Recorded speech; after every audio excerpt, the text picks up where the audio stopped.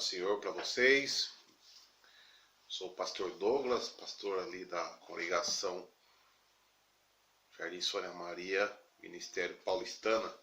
Quero compartilhar uma palavra aqui com vocês, a parte de Deus, que se encontra em 2 Samuel, capítulo 11, o verso do 1 ao 5. E aconteceu que, tendo decorrido um ano, no tempo em que os reis saem para a guerra, enviou Davi a Joabe e seus servos com ele e todo Israel para que destruíssem os filhos de Amon e cercassem Rabá. Porém Davi ficou em Jerusalém.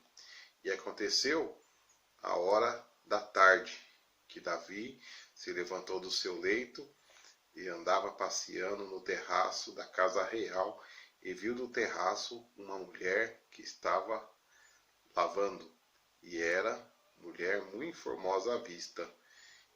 E enviou Davi e perguntou por aquela mulher. E disseram: porventura não é esta Batseba, filha de Eliã, mulher de Urias, o Heteu? Então enviou Davi mensageiros e a mandou trazer. E entrando ela a ele, se deitou com ela. Então voltou-se ela para casa. É muito interessante que muitas pregações tá voltado, para o pecado de Davi, a sua omissão, de ter estado à frente da guerra, enquanto o seu povo, o seu exército estava lutando, ele estava descansando em casa. Mas agora eu quero trazer uma abordagem sobre Batseba, a mulher que sofreu, mulher que foi praticamente estuprada, violentada e teve umas consequências desastrosas. Batseba era uma filha de Eliã, ou seja, Eliã era um dos valentes de Davi, era uma pessoa de importância, de posição, no seu governo. Então podemos entender que Batseba, ela era de uma boa família, ela tinha uma família estruturada. Batseba também era casada com Urias. Urias também é um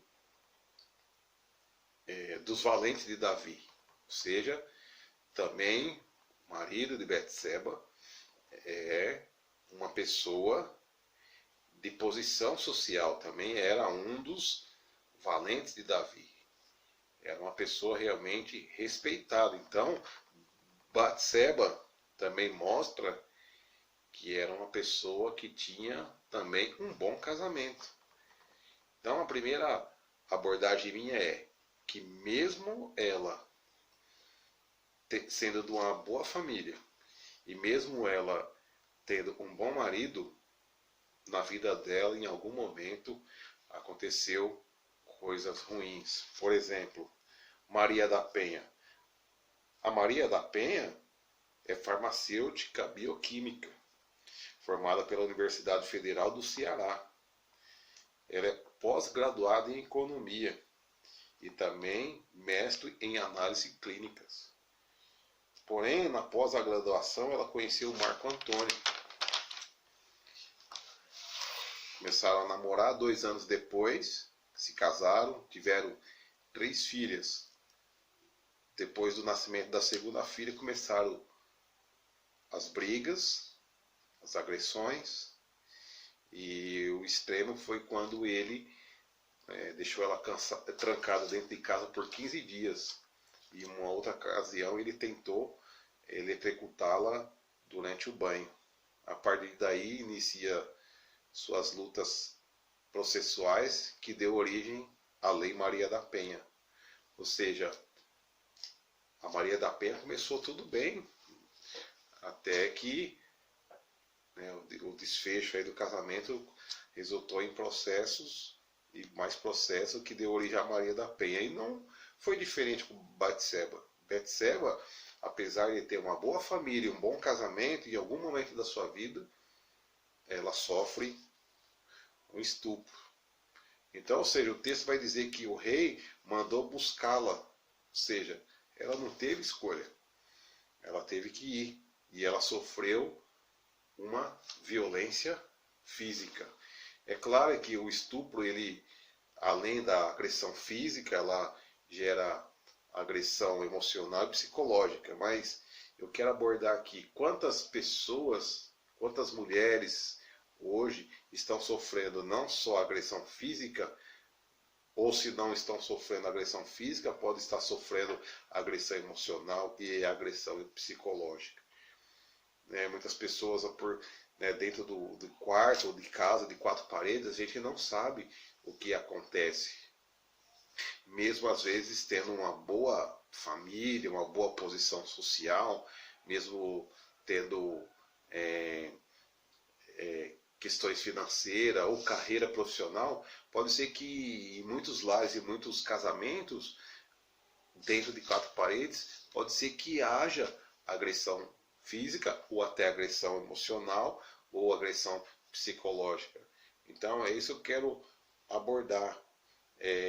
Há mulheres sofrendo agressões físicas, mas há também mulheres sofrendo agressões emocionais e há mulheres sofrendo agressões psicológicas. Depois que acontece, Davi a estupra e manda ela embora. Dias se passam e ela descobre que está grávida. Ou seja, o fruto da violência. Então existe violência que ela deixa sequela, ela deixa marcas, ela deixa fruto. E muito desse fruto da violência pode resultar na saúde, pode resultar em depressão, pode rejeitar indiferença sentimental. O que eu quero dizer é que realmente a violência, seja ela de qual for, física, emocional ou psicológica, ela gera consequência. E consequências desastrosas. Quero falar também que acontece que ela também sofreu a perda do marido. Ou seja, o marido é aquele que trazia proteção, aquele que realmente cuidava e também provia. Então, em determinado momento, quando ele é morto, então essa mulher ela se vê realmente desamparada. E aqui é um ponto que eu quero frisar. Muitos ateus passam a duvidar da existência de Deus por ter vivido esse processo. Esse processo de quando está sofrendo, quando está sendo violentado, quando está sendo injustiçado, eles perguntam: onde está Deus? Cadê Deus nessa situação? Deus existe mesmo? Se ele existe, então ele não se importa.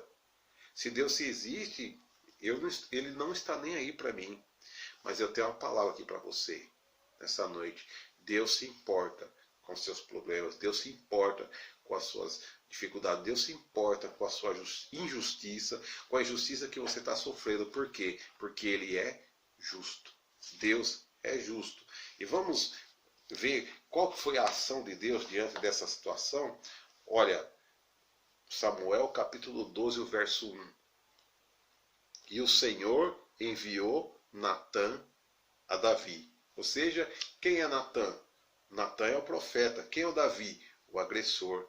Deus enviou o profeta para falar com o agressor: olha, eu vou aplicar a minha justiça. Vamos ver como que Deus começa a aplicar a sua justiça? E primeiro, veja bem, Deus avisa para justamente quando a pessoa estiver sofrendo a justiça de Deus, ela entender claramente o que ela está passando.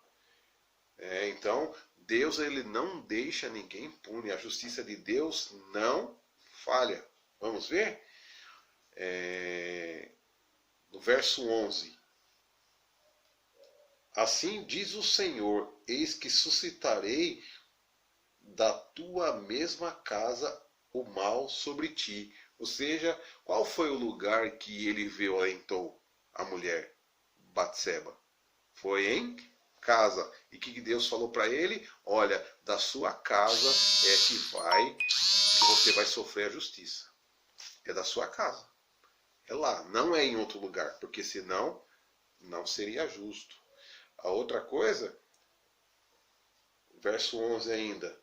E tomarei da tua mesma casa o mal sobre ti, e tomarei das tuas mulheres perante os teus olhos. Ou seja, ele pegou a mulher de Urias escondido. Mas a justiça é, olha, agora suas mulheres serão tomadas na sua frente. E isso aconteceu. Porque o filho de Davi, posteriormente, tomou das suas filhas, das suas esposas, aliás, na frente dele. E te darei ao teu próximo, o qual te deitará com as tuas mulheres perante o sol. Ou seja, dá para entender no contexto aqui que ele ficou com a mulher de noite. Mas a justiça de Deus viria de forma que as suas mulheres seriam tomadas na frente dele à plena luz do dia. Então, ou seja, a justiça de Deus é em proporção maior, ou seja, o que nós fazemos escondido vai ser exposto. Não adianta esconder, não adianta fazer escondido, ocultar, porque a justiça de Deus não falha.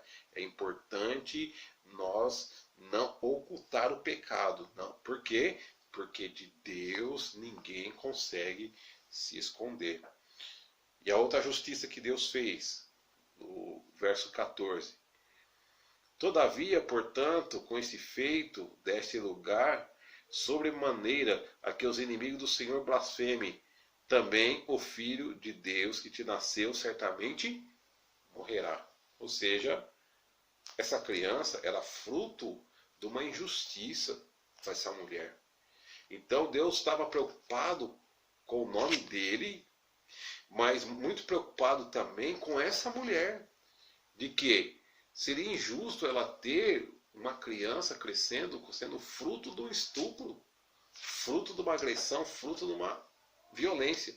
Então o que Deus faz? Deus fala para ele, olha, eu vou matar essa criança. Eu vou matar. Ou seja, Deus está dizendo assim, que ele iria ferir o sofrimento, que ele ia fazer aquele sofrimento morrer.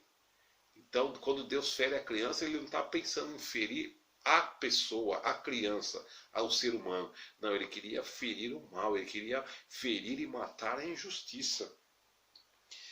Quando Davi ele recebe essa notícia, ele começa então a buscar o Senhor. Ele começa a jejuar, ele começa a se prostrar diante do Senhor e se arrepender daquele mal. Ele começa a se converter ao Senhor. O que eu quero dizer para você, quando Deus começa a agir e mostrar a sua justiça, o caminho que sobra para você é buscar a Ele, é jejuar, é se prostrar diante dele, se prostrar diante dele. Então, eu quero falar para você, se a justiça de Deus estiver sendo manifestada na sua vida, se você estiver sofrendo a justiça de Deus, busque a Ele, se arrependa desse mal, se prostre diante dele, porque Ele vai, aleluia, mudar essa situação e mudar o seu cativeiro. Vamos ver o que aconteceu logo em seguida, no verso 20. No verso 20 diz o seguinte, olha, ele se levantou, primeiro, ele se prostrou para se arrepender, mas quando ele sentiu perdoado, quando ele sentiu sarado, ele se levantou. Segundo, se lavou, ou seja, mudou sua fisionomia.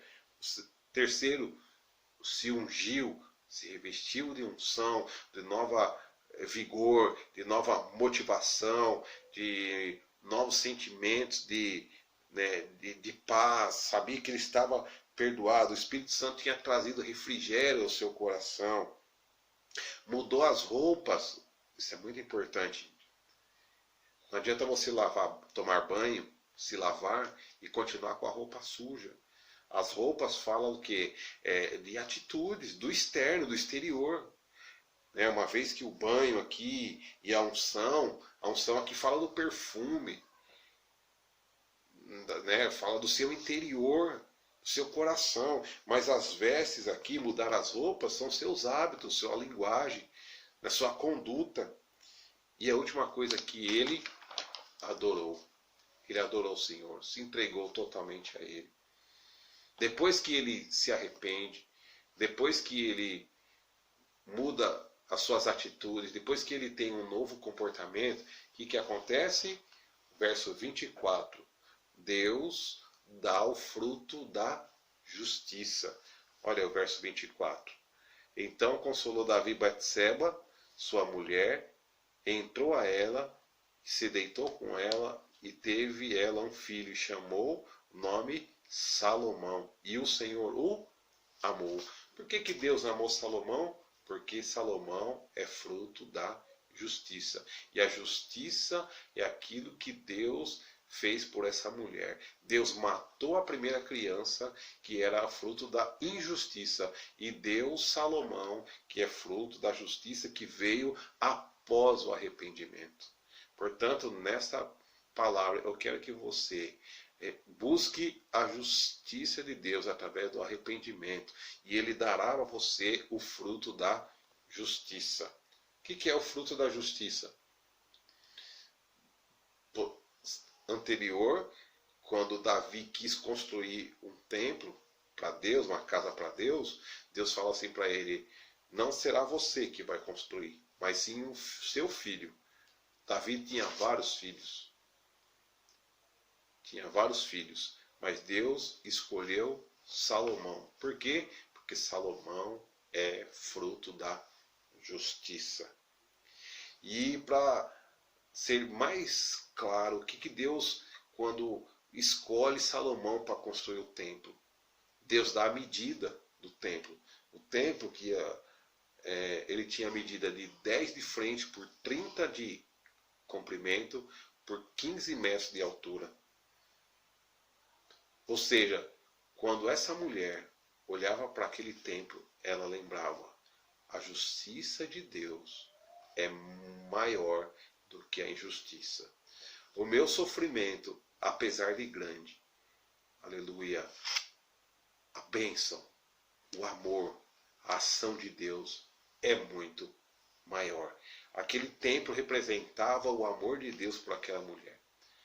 Aquele templo representava a graça de Deus na vida daquela mulher. Porque embora ela tenha sido estuprada, tenha tido o fruto de uma gravidez que foi consequência do estupro, ela tivesse também o seu marido assassinado, ela pôde olhar posterior para Salomão e ver que Deus tinha feito justiça, que Deus realmente tinha apagado o seu sofrimento e feito ela realmente desfrutar da justiça de Deus. Diz a Bíblia que, além de construtor, ele foi o homem mais sábio que pisou nessa terra. A Bíblia vai dizer que nessa terra nunca houve e nem haverá homem com tamanha sabedoria. Esse é o nosso Deus. E eu quero dizer para você, ainda que você tenha sofrido injustiça, ainda que você tenha sofrido, não deixe de acreditar na justiça de Deus, porque dela ninguém escapa. Confie nele, que ele vai continuar cuidando de você, porque ele é justo. Muito obrigado, Deus te abençoe. Em nome de Jesus, fique na